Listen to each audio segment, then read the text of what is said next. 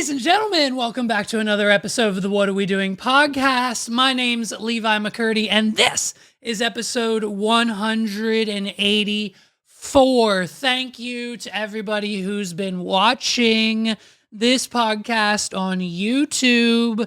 2 weeks ago, we hit them triple dig, and this last week on our most recent episode, you guys knocked that shit out of the park. Upwards of 1,500 views. What are we doing? And you know, the Carl Beaversons of the world will be like, oh, look out, 1,500 views over here. But for us, it's a big deal, and we appreciate the love, the support, and the accomplishments along the way, okay? We never claimed to be Joe Rogan, even though seemingly recently, we've been a little bit better than him. What are we doing?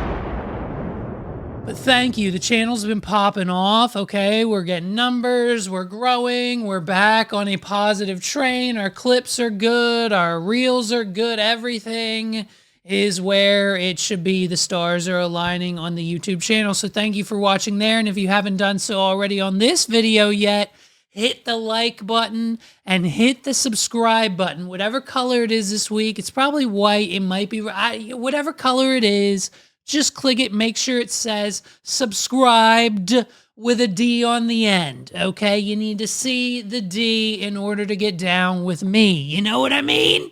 And so it's at this point in time where if you haven't done so already, like the video, like it again, like it as many times as you can. Like it, unlike it, and then make sure you end on a like.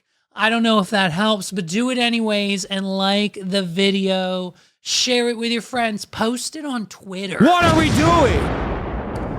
And so this week, just another personal life update. Lou Bug we almost lost him. We almost lost Lou Bug this week. Now, we thought the worst. We thought, what could have possibly led this? We're ruling out an unaliving of himself, okay? We thought maybe Lou Bug was just done with it all. We thought Lou Bug read one too many headlines this week, and we thought, Jesus, Lou Bug can't handle the stress anymore. He's just going to take himself out the good old-fashioned way. And so we got to him just in the nick of time. Lou Bug gave himself a black eye. What are we doing? Now, naturally, looking at this photo of Lou Bug when his eye was at his worst, you would think, oh my God, Levi, he probably got stung by a bee or an ant or bit by a spider or a bug, because that's what every single Google search mother-in-law will tell you. Holy shit, you should take him to the emergency vet, Levi, because it's after 5 p.m. and there's no way, chance in hell, a regular vet's getting us in today at 5 p.m. And so an emergency vet visit should have been on the docket, but that's when I stepped up and said, hey, no way, we're not going. What are we doing? Because that's going to cost me 500, 600, whatever, however many hundreds in the upwards of $1,000 it's going to cost to take the damn dog to the emergency vet. So we figured it probably, it wasn't a bee sting because he was downstairs with us and he was having a great time with a non-puffy eye. Then he got a little rambunctious like he does with the boy. And sometimes when that happens, we have to put the dog in his crate. And so when he goes in his crate, at other times, he sometimes gets a little worked up. Never to the point of giving himself a black eye, but this time he either poked himself in the eye with something on the crate, or he pushed his face up, or he did. The dog inflicted damage on himself because he needed so desperately to be downstairs playing. We were throwing a ball back and forth with the boy in the house, and the dog thought he wanted to play like he always, it's fine. We always put him in his crate for playtime because he gets a little too rambunctious with the child, and so it's fine. It's a routine we have every night, but this night, Lou Bug decided to take it to the extreme. He was done. He said, if you're not going to let me play, then I'm just going to have to unalive myself. So he slammed his face into the crate as hard as he could to the point where he now had a big puffy black eye. We gave him a couple bennies. All right, we popped him 1 or 2 Benadryl and a cheese stick. He chewed them. He fell asleep. He woke up the next morning. The dog was fine. Thank God I didn't go to the damn emergency vet, dude. On recommendation, by the way, by my mother, and on recommendation, by the way, by Meg's mother, they said, "Oh my God, his eye, you gotta take him. You gotta take him to the emergency vet, Levi. You've got to get it checked out right now, no matter what the cost. The dog could die." What are we doing? That's what they both said. And thank God I trusted my gut. I let him sleep it off. He popped a Benny and he's out. He's good. The swelling went down. We took him to a regular vet appointment that cost me $45 the next day. And they said, yeah, he's fine. You did the right thing. He was okay. He's just an idiot. What are we doing? That's what it says right on the receipt, right on the $45 item invoice line from the vet that I got yesterday. Said, because he's an idiot, $45 paid is what, and he's lucky. He's lucky because now that he didn't successfully do it, he's lucky I don't kill him. You know what I mean? So Lou Bug, he's fine. He's resting right now, probably somewhere in the house. He's not supposed to be. And, it's fine. But have you ever heard of a dog giving themselves a black eye within there? It's a once in a lifetime rarity of a situation that could only happen with my dumbass Frenchie. What are we doing? Listen, guys, is Justin Bieber okay? How's the Biebs doing? Because I feel like I keep seeing these clips of him on live or something. It doesn't look like, what's going on here?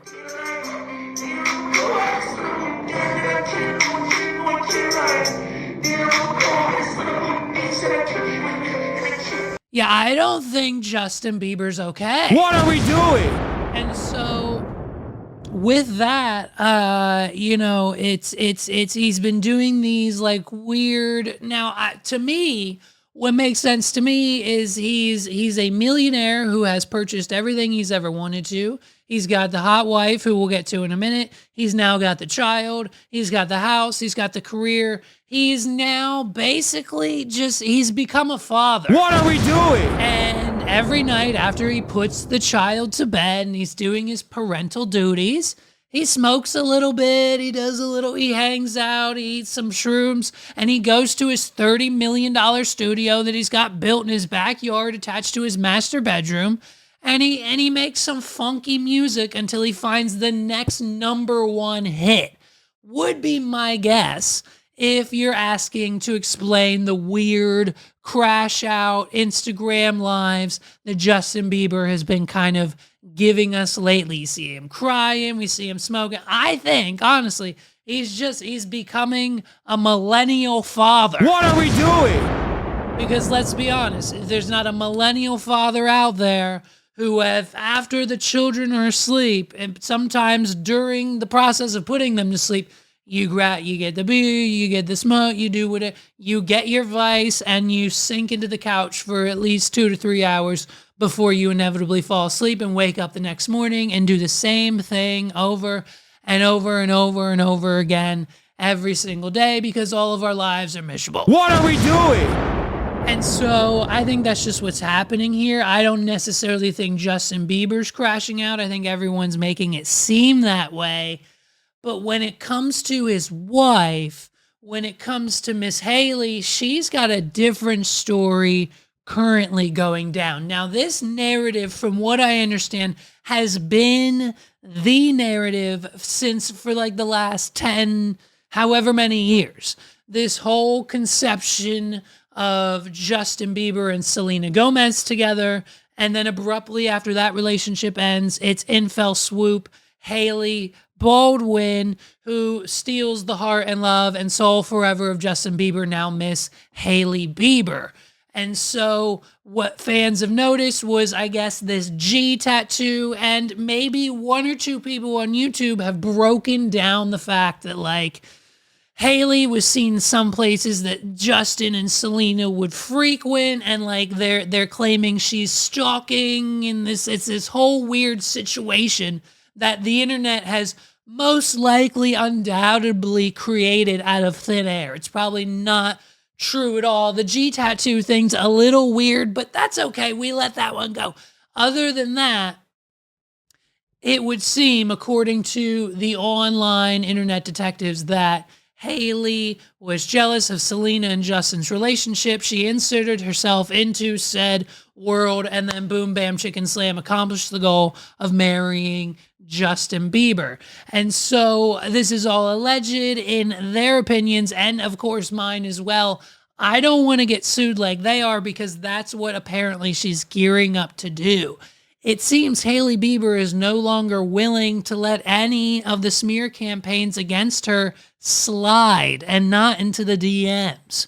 The model is reportedly considering legal options to shut off online detractors with the most to say about her and her marriage to Justin Bieber.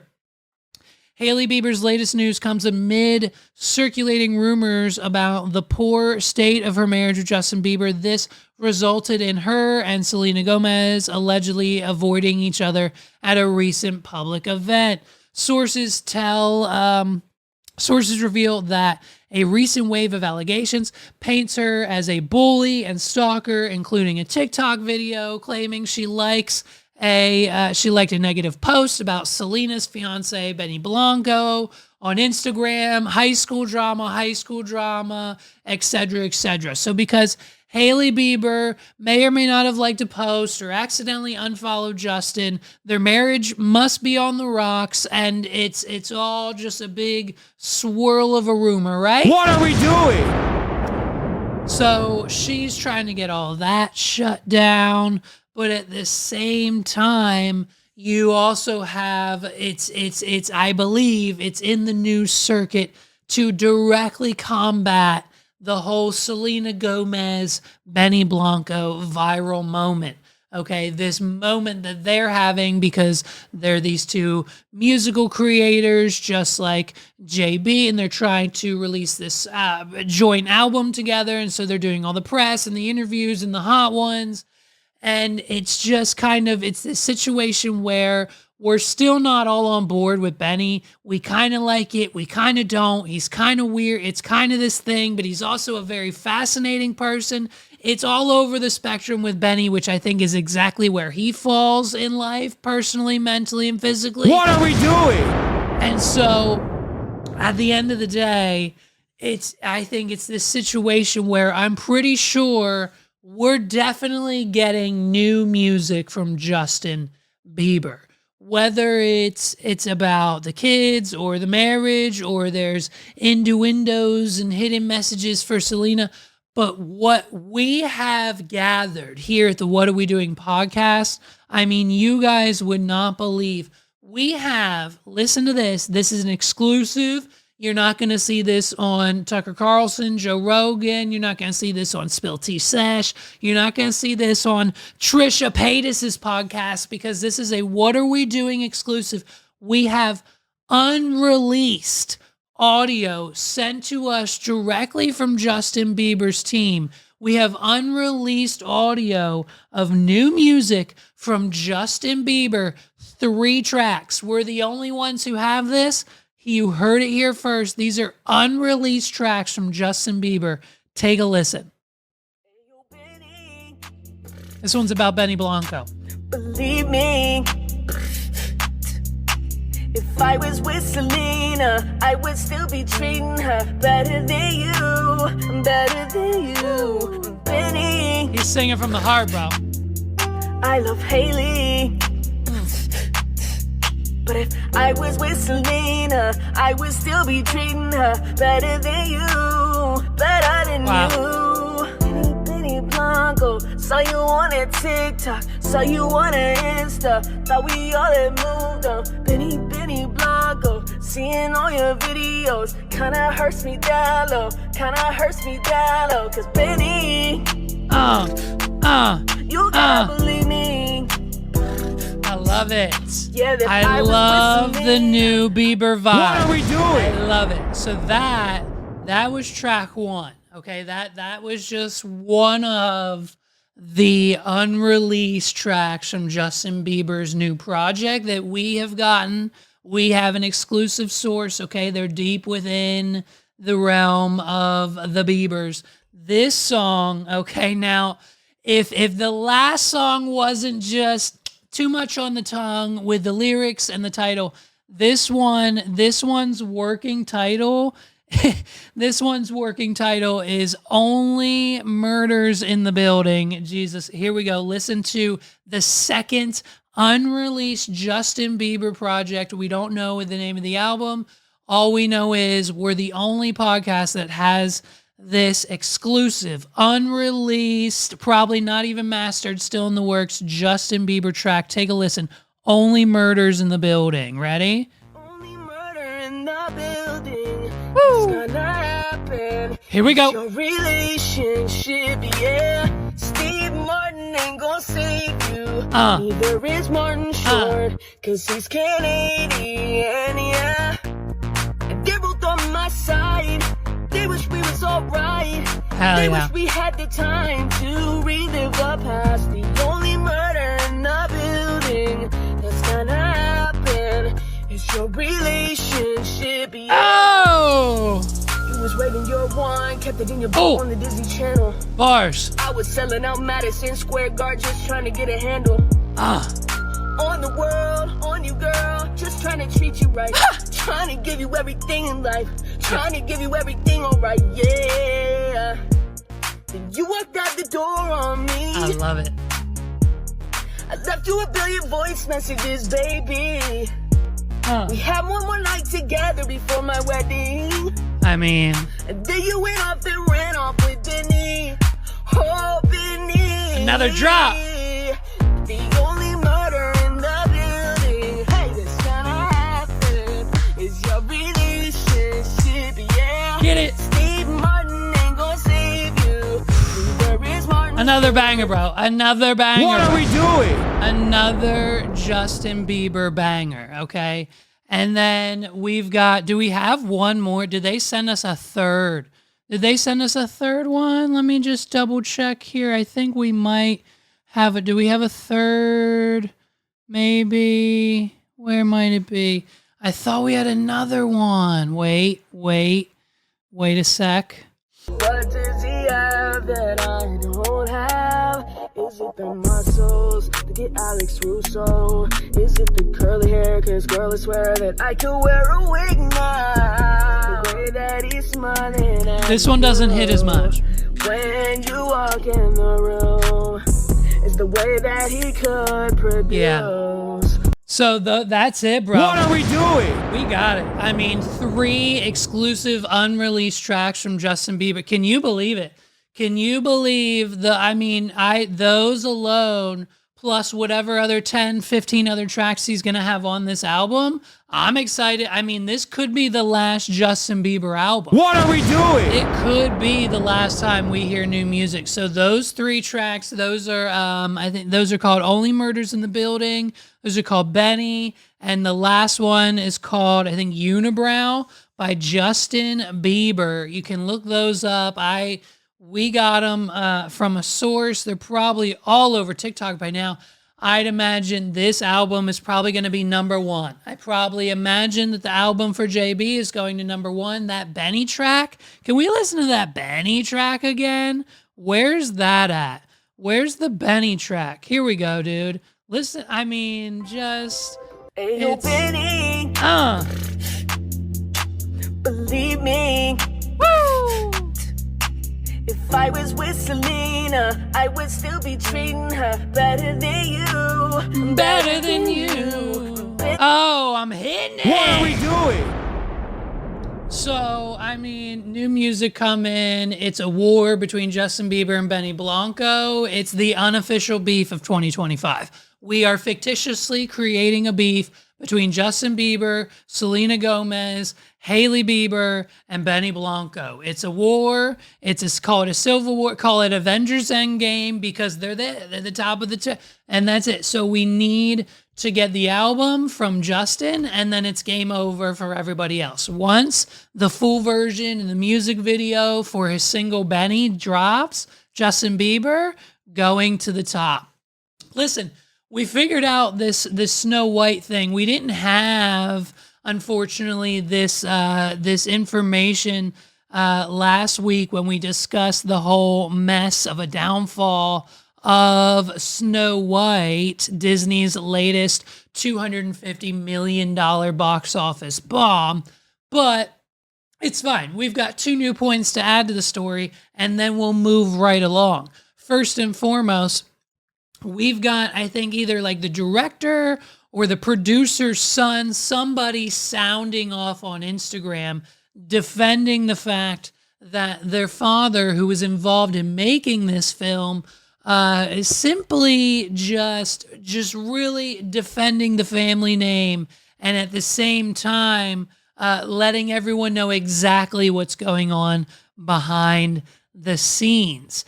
My dad, the producer, so the producer of the movie, this is his son talking. My dad, the producer of enormous piece of Disney IP with hundreds of millions of dollars on the line, had to leave his family to fly across the country to reprimand his 20-year-old employee for dragging her personal politics into the middle of promoting the movie for which she signed a multi-million-dollar contract to get paid and do publicity for. This is called adult responsibility and accountability, and her actions clearly hurt the film's box office. Free speech doesn't mean you're allowed to say whatever you want in your private employment without repercussions. Tens of thousands of people worked on this film, and she hijacked the conversation for her own immature desires at the risk of all of the colleagues and crew and the blue-collar workers who depend on the movie to be a success. Narcissism is not something to be coddled or encouraged. What are we doing? And so that's the son of the producer of the Snow White movie sounding off on Instagram to pretty much all of the haters who are kind of siding and defending Miss Rachel Ziegler and her actions to what seems to be a self-sabotage, what seems to be what she thinks is the right thing to do. Hey, you know me. I'm always in the middle, baby. I'm not on Jonah's side. I'm not on Rachel's side. I'm just an unknown podcast host that gets killer numbers. What are we doing? But here's the issue. What could have saved the movie? We thought long and hard about it. We asked our friends. We asked our family members. We took surveys. We did everything in our power to come up with a solution. What could have fixed the Disney movie? Was it real animals? Was it real dwarves? Was it sticking to the narrative and the script of the original 1920, 37, whatever, original actual story of Snow White? Potentially, yes, all of those things, but the number one thing that we all agreed upon that would have fixed this movie is the simple fact if we simply replace Rachel Ziegler with Sydney Sweeney. What are we doing? You know what I mean?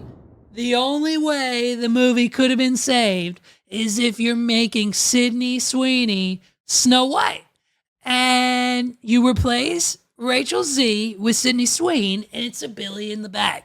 It's $1 billion movie, and Disney recoups their budget tenfold if Sydney Sweeney was Snow White. Now listen, we don't gotta have, hey, Disney, we understand. It's a family brand, even though you own everything now, and like you can't really watch Disney Plus without seeing like adult content, which is kind of weird. You should probably fix that. But at the same time, we don't need to see the Jubilee Booblies. We don't need to see the Boobly Jublies. So cover them up as much as you can to get the PG rating. We don't need a Snow White that's PG-13. So cover up the Boobly Jublies as much as you can to keep the PG rating. Put Sydney Sweeney in the Snow White role, and you have every mom, every husband, every father, every cousin, every child, every single person on the planet would want to see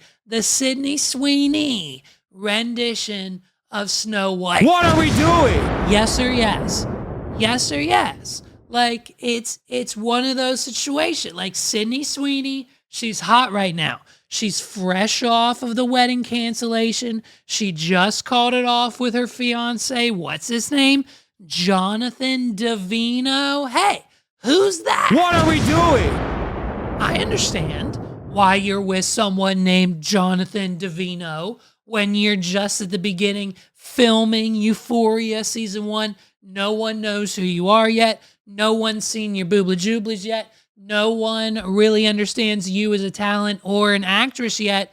But now that we're famous, and now that we're at the top of everyone's list, and now that we're on every single TMZ headline, now it's not really par of the course of A-list celebrity status to be with someone that no one knows anything about. And knowing my luck, I'm probably completely wrong here, and Jonathan Davino is some like well-known figure in the Hollywood movie industry, something like bullshit producer that like I just don't know about. But at the end of the day, Sydney Sweeney should be with someone I don't know, like Glenn Powell. What are we doing? And that's like the rumors, right? That's the swirled rumors circulating that the reason she called off the wedding to Mr. Jonathan is because of the alleged affair with Mr. Glenn Powell due to the online romance and chemistry they had filming that one movie that no one really watched, I think, on Netflix anyway. What are we doing? And so, you know what I mean? But like, hey, the Glenn Powell affair, it's just deny, deny, deny. All we hear is, no, it never happened. And now the latest testimony in the public trial, not an official trial, but the public trial as it stands, the latest testimony is Glenn Powell's mother. And now we can pretty much say with confidence that her opinion is completely biased towards her son, of course. But in her own words, and I quote, the whole Glenn and Sydney Sweeney affair, A, never happened, B, never would. They're just friends. And Glenn, he's just a really, really nice guy. What are we doing? Glenn Powell's just a really nice guy.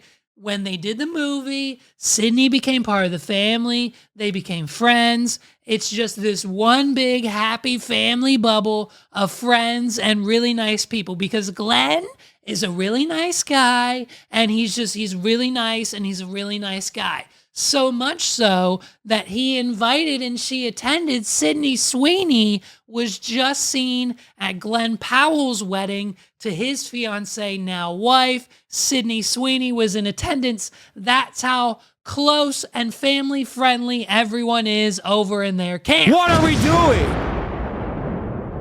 So basically, they're in real life living the Netflix movie that they filmed that I don't know the name of, that everyone allegedly saw. Maybe nobody saw it. Either everyone saw it or nobody saw it. I didn't see it. I don't know. It's about them pretending to be together because they're not actually in love, but then they end up being in love, but one of them's getting married and the other one just broke up. So now they're like doing this thing in real life that's actually like the plot of the movie that they just released together. And we're all supposed to believe that everything's on the up and up. And Glenn and Sydney are just friends. And they're not going to inevitably end up together. What are we doing? We've seen this movie before.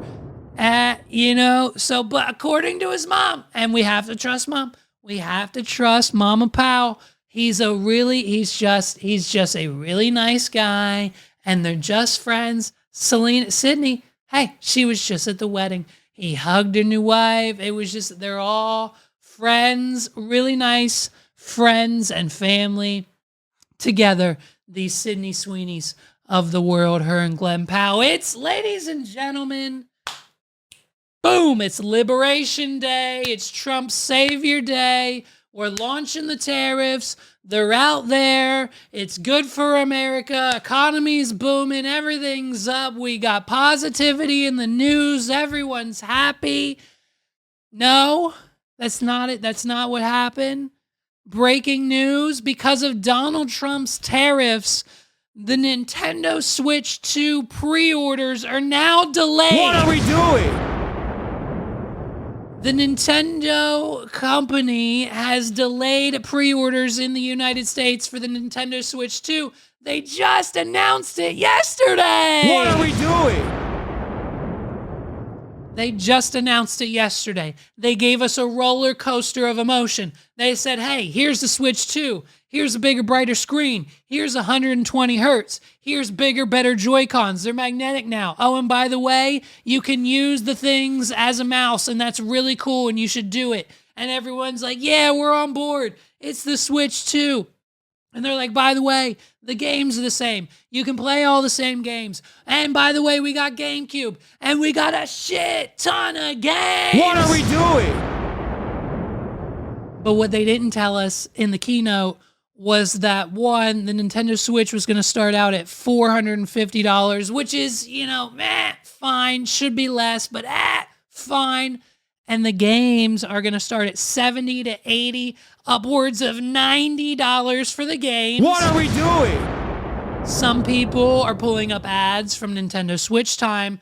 They were charging us $60 for Mario Kart 64 back in 1992. So by inflation rates, $80 for a game in 2025 is technically an okay deal. But the issue is Nintendo games were never that expensive before, so now this is going to be the industry standard, leading the way for companies like Rockstar to charge anywhere from $100 to $150 to $199 for Grand Theft Auto 6. What are we doing? And then, of course, the whole cart conspiracy theory, like the game isn't actually on the cartridge for the Switch 2. You have to get it, and then you have to download the game from the internet. What if I get a new Switch? What if I don't have the internet? People are pissed because now they can't really build a digital/physical collection. It's all digital, and the war and tariff on digital versus physical copies of games is now over. Thanks a lot, Nintendo. What are we doing? And just hit after hit the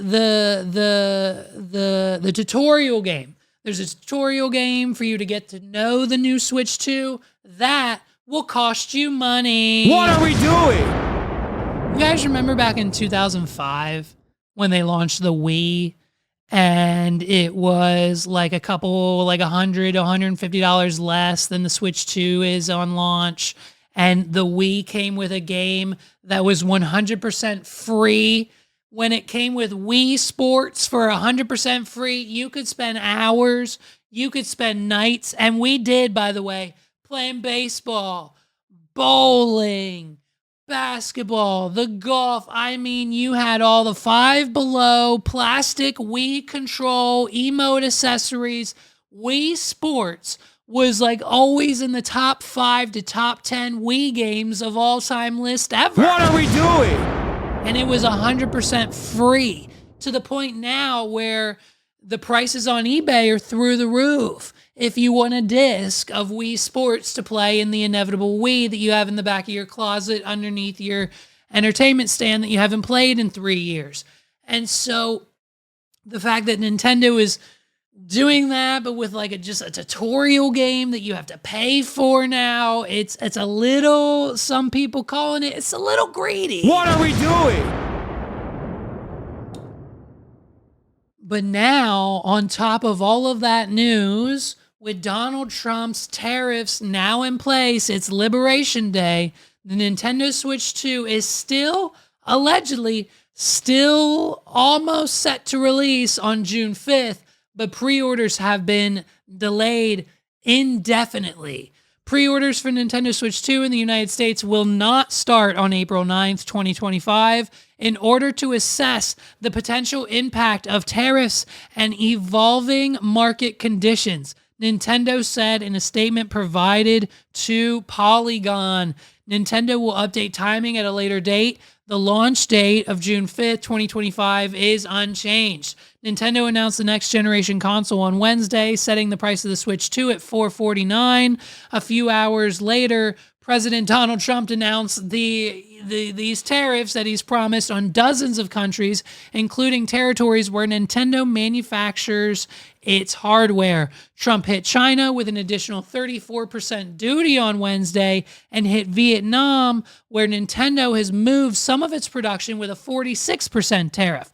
That could mean Switch 2's already expensive price tag could go up even further for the United States market. Response to Nintendo's prices for Switch 2 and games, which cost upwards of $79 for the system, have been widely negative. During live stream broadcasts by Nintendo on Thursday and Friday, viewers unreliably spammed one request to the company: drop the price. But with Trump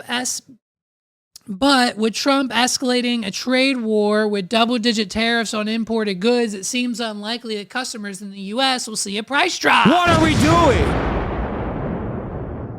It's unclear at this stage what the results of Nintendo's assessment of Trump's tariffs and evolving market conditions will ultimately mean for the launch of the Switch 2, but in addition to increased costs, it could also mean a lower allocation of consoles for the United States, which could make the system harder to find, much like a PS5 at launch. What are we doing? And so that's how your boy's affecting your life this week. A shout out to Zaddy Trumpets for putting your inevitable Switch 2 pre-order. I know I probably was. Thank you, Mr. Trump, for delaying that. Okay, so listen, is it safe to say that Donald Trump lied about the tariffs? What are we doing? You know, what it would seem like is that these tariffs are assumingly destroying the economy. Yes or yes, is what most people are saying. And now, of course, his supporters on the far right are shouting, oh, it's fine. Donald says it has to get worse before it can get better. What are we doing? Whatever that means. And even though that's an issue in itself, we've got the good old Caroline Leavitt backing the play of her boy Donald Trump. You know what I mean? Caroline Leavitt's the quarterback. Donald Trump, J.D. Vance, they're receiving it out there with Kelsey and all the other people who are really good at catching the ball in the NFL. I don't know anyone else's names. Donald Trump's Travis Kelsey. Caroline Leavitt is Patrick Mahomes. Did I get that right? Yeah. What are we doing? And she's on it. She's just letting us know that everything's going to be okay, right? Just tell the American people, though, how long their wallets are going to feel this before things get better. Yesterday was a great day for our country, and President Trump delivered on a campaign promise that he made to the 80 million American voters who elected him to this highest office, a promise that many presidents before him for decades refused to deliver upon. As for prices and what the American public can expect, they can expect price stability. They can expect to buy American. It's the patriotic thing to do. And most importantly, they can expect their wages to go up. We know that in President Trump's first term, wages went up by $6,500 per person. This won't be painful at all for American people and consumers, Caroline?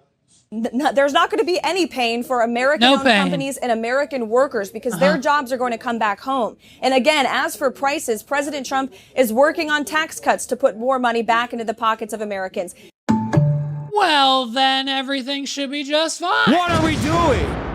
According to Miss Caroline, everything's going to be fine, right? Right? You know what I mean? It's gonna be fine. And she's right. And we all knew this was coming, and we all knew everything was gonna be okay because this Donald Trump, when he was on the campaign trail, he would say tariffs are coming and there's gonna be a bit of a price hike, and everyone's gonna be freaking out for a minute, but then everything's okay, right? That's what he said. Isn't that what he said, right? To impose a 10% tariff on all goods coming into the U.S. How will you ensure that that doesn't drive prices even higher? It's not going to drive them higher. Do you believe Americans can afford higher prices because of tariffs? They're not going to have higher prices. Okay, What great. are we doing? Well, then if that's the case, then that should be it. That should be it. There's no higher prices on the tariffs, and Trump, there wasn't any confusion or lies or anything else about it at all. So, it's fine. He wasn't, he was half honest. He was kind of honest, but I think are the prices higher? Because you know what I mean?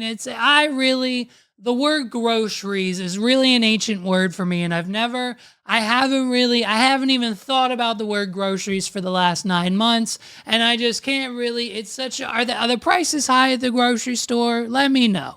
You know what I mean? He campaigned on groceries, but millions of families are now bracing for higher prices tonight. What we found at the grocery store, the appliance store, and at the auto lot. Matt Gupman on how this could affect so many of you at home. Tonight, Americans are bracing after voters made it clear in November inflation and high prices were the top issue. Now they're fearful prices are going to get worse, not better, on everything from cars to clothes, electronics to groceries. And like millions of Americans, Susan Linder is retired and on a fixed income. We're terrified, really.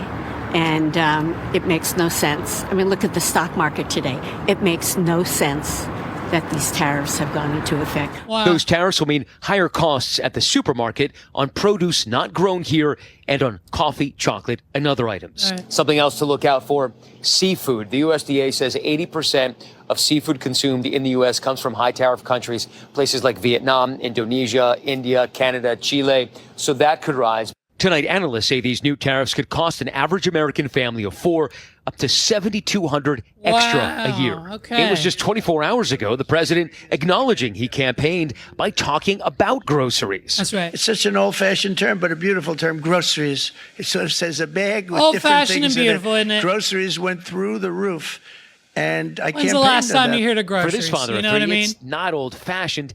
It's a real concern. The price is set to go higher. We're going to start feeling the pinch pretty soon, right? We're feeling it now, I go in there, I see the prices. I try to act like they don't exist, and I just try to work harder. Almost every That's industry feeling the pinch. This appliance store in Norwood, Massachusetts hopes to absorb some of the costs. If there are increases in price, they'll see if the manufacturer can absorb some of them too. Really just to keep the cost down for the consumer. And this Toyota dealership in Palm Beach, Florida, is trying to hold out too. They would be able to absorb, sustain a period of time, with these without really passing it along to consumers. But at David Dion's furniture store in L.A., it's almost as if his entire campaign was like kind of a lie. What are we doing? Like his entire campaign, he was talking about how shitty electric vehicles were. Now he's selling Teslas. And you know what I mean? Hey, prices are coming down. But by the way, tariffs, the market's going to crash and everything, all of the prices are going to go up. And now I know I'm going to have some F-boy in the comments say, well, this is how tariffs work. And you're just a dumb podcaster who shouldn't have a microphone. And so the tariffs, you don't really know how the tariffs work. And blah, blah, blah. Oh, okay, well, why don't you tell me? Why don't you tell me how it makes sense? Because to me, it doesn't. So, of course, the other day, Trump, he hit all these different countries with tariffs, like China, India, Taiwan, South Korea, Europe, all the countries you thought you knew that you've ever heard of, that you learned in the 4th grade, we're tariffing them 20%, 30%, 40%. Every single country's made the list. All the countries. Even the ones located on remote islands that no one's ever heard of, like the Heard and McDonald's Islands off of Antarctica. 10% for you, bitches. What are we doing? That damn McDonald Island. If there's a McDonald's on the island, we're charging him a 10% tariff because they're not getting any of their McDonald's supplies from any other country than the United States. I'm sorry. That's it. If there's a McDonald's on the island, they get a effing tariff. Except for the fact that it's just called McDonald Island, and the only person that lives there is actually no one. No one actually lives there. The island is just inhabited by these precious, teeny tiny baby, adorable, I want to pet one penguins. What are we doing? So Donald Trump's officially declared war on the penguins. I mean, he's like, bro, you penguins aren't giving us enough money. So now that there's a 10% increase on all imports and exports, the penguins aren't too thrilled about it, as you can imagine. Much like the American citizens, the citizens of McDonald Island aren't too happy either. What are we doing? And so there's been a report, you know what I mean? We've got people on the ground there. That's how wide reach the What Are We Doing podcast is. We've got reporters everywhere. We now have a reporter on McDonald Island talking to one of the penguins, and we've got some leaked audio here from a conversation that they just had, and it's not looking good. They're preparing to retaliate. Captain's log. Embarking into hostile environment. Kowalski, we'll need to win the hearts and the minds of the natives. Rico, see what I mean? Need special tactical equipment. We're gonna face extreme peril. Private probably won't survive. Like the penguins are getting ready for war with the United States. What are we doing? So the tariffs are not only affecting the Nintendo Switch 2 release, they're affecting the prices of groceries, the economy's in the shit, it's red, red, red, red, red. Of course, Donald Trump probably thinks that's a good thing. What are we doing? And so at the end of the day, it's tariffs for everybody. The penguins, the countries, the imports, the exports, everybody's getting tariffed. And now this is the state of the economy. According to them, apparently, according to them, it's gonna get better. Okay. And I mean, if at least though, you know, at least they'll get cheaper soon, right? The groceries, that's so ancient. The ancient term of buying groceries, Donald Trump, please tell me, sir, please, will it get better soon? What are we doing? And so, of course, he has to respond to all this. The president of the United States needs to respond to the fact that his tariffs and everything else that he's doing is just tanking the economy and not skyrocketing it like he thought it would. Apologies for the helicopter or whatever aircraft noise. Here we go, listen. How's it going? I think it's going very well. It was an operation, like when a patient gets operated on, and it's a big thing. I said this would exactly be the way it is. We have $6 or $7 trillion coming into our country. Okay. And we've never seen anything like it. The markets are going to boom. The stock is going to boom. The country is going to boom. And the rest of the world wants to see, is there any way? Donald Trump gives the tariffs 3 big booms. What are we doing? What are we doing? What are we doing? Boom. Holy, the president of the United States just quoted the effing Costco family. We've got the market boom, the economy boom, the plan boom. Donald Trump gave his release of the tariffs on the 2025 economic war that we're seeing. What do they call it? A tariff war?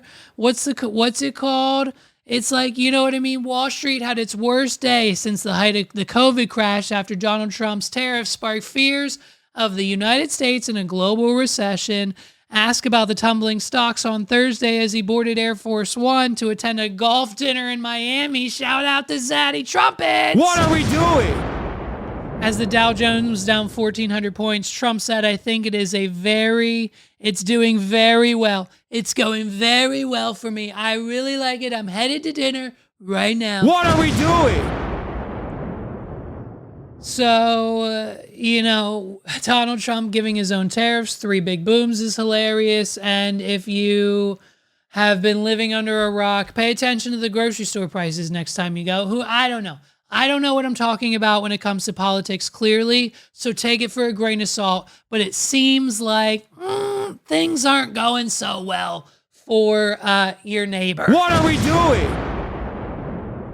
Ladies and gentlemen, this episode of the What Are We Doing podcast is brought to you by our friends at Blue Chew. You're going to want to go to onepod.com/blue. It's WAWDPOD.com/blue, BLUE. And what better than $20 off your first order? I'm talking we've upgraded you to $25 off. What are we doing? You're getting $25 off your first order. You're just paying $5 for shipping. Your first month is free.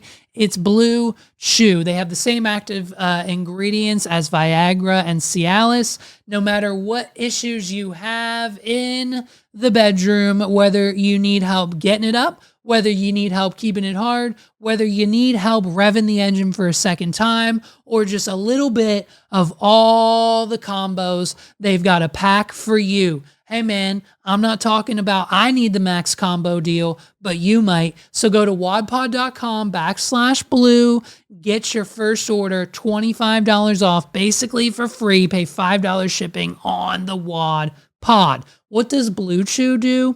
It enhances your sexual performance. Synfidel stays active for 4 to 6 hours and can take effects in little as 30 minutes. It improves blood flow. It relaxes the blood vessels, causing an increased blood flow to your area when aroused. It's fruit punch flavored. So it's fruit punch flavored. So these little things are not only effective, but they're delicious. And you have better sex. At the end of the day, that's what it's about. If you want your partner to be happy with you and your performance, get to chewing with Blue Chew. WAWDPOD.com/blue. You get your first order for free. It's the usual deal, $5 then for shipping, and you're taken care of. I've got your Friday night covered. Do you? Mine's covered downstairs in a drawer right on the bedside table, okay? You pop one, you pop two, 30 minutes go by, you're rip-roaring, you're ready to go. It's gonna be a show when you chew the blue. What are we doing?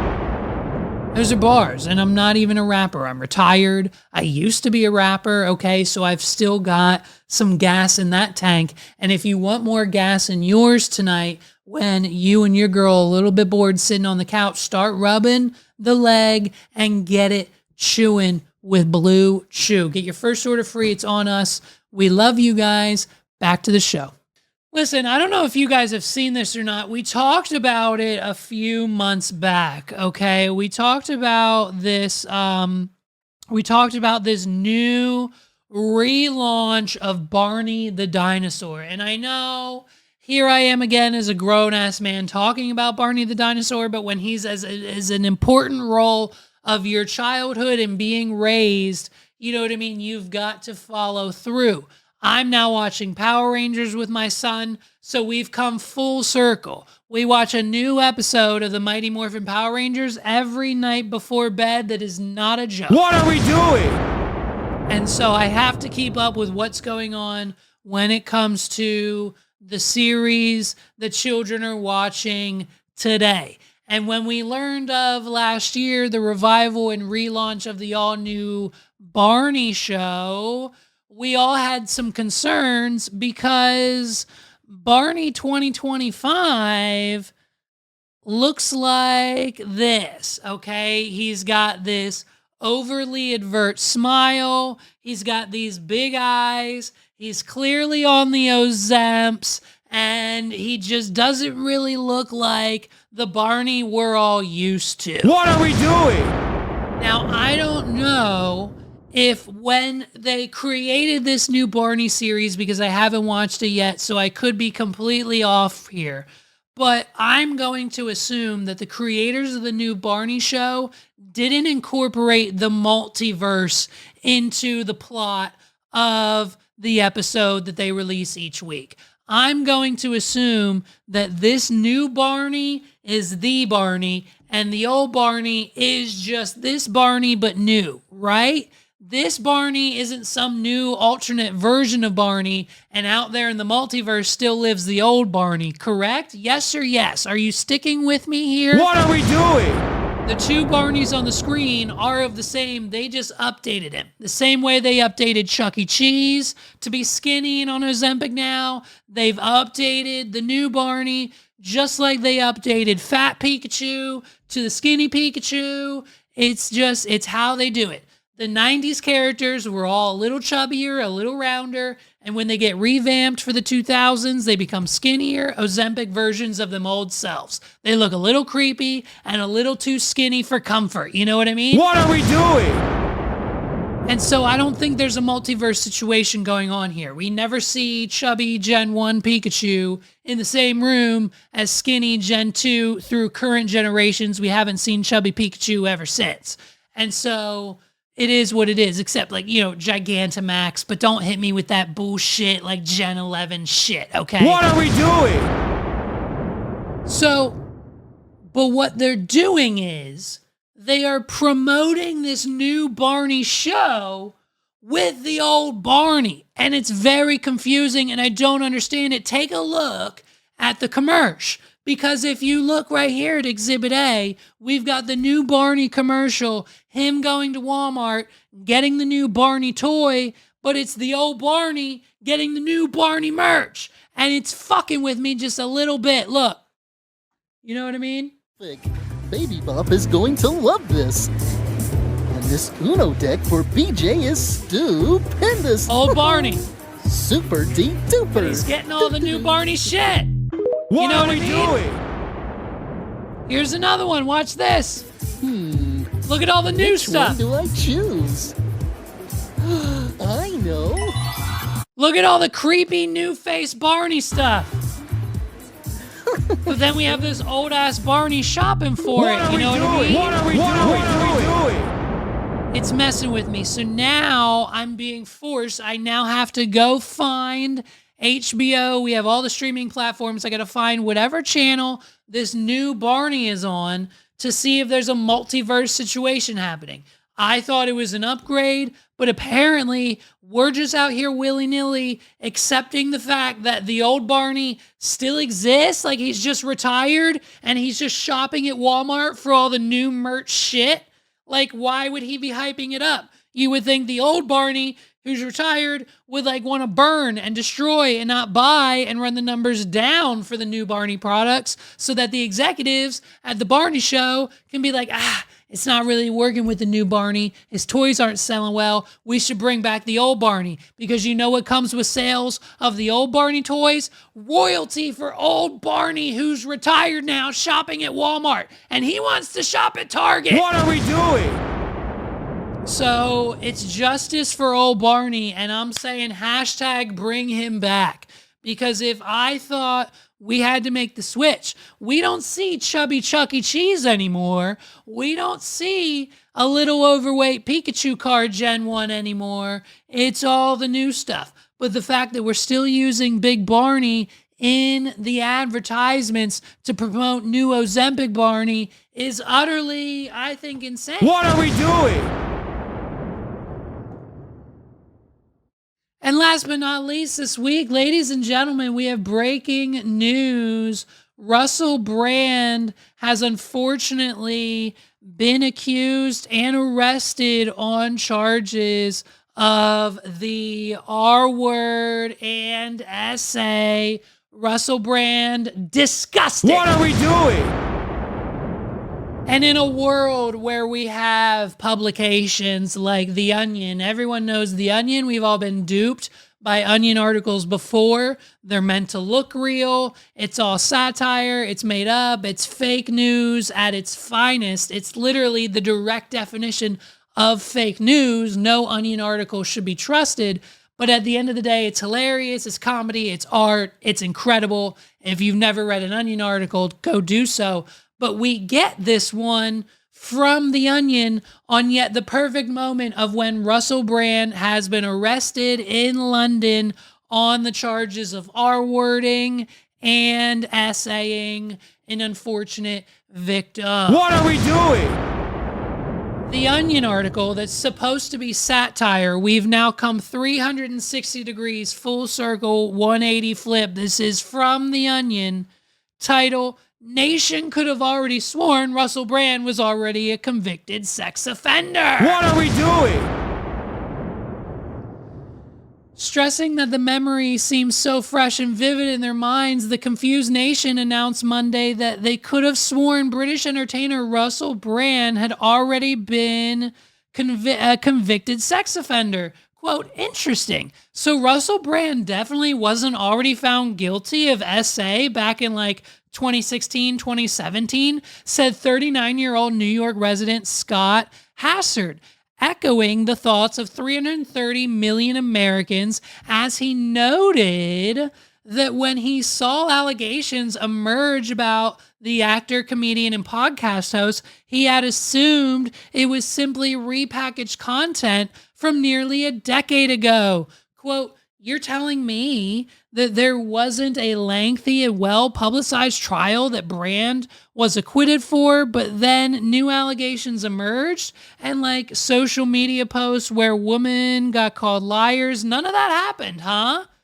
I even feel like I read a think piece about how we could still appreciate forgetting Sarah Marshall despite his crimes. What are we doing? It's probably insane to even ask this, but didn't he release a comeback special in 2020 about how everyone tried to cancel him for the sexual assault stuff?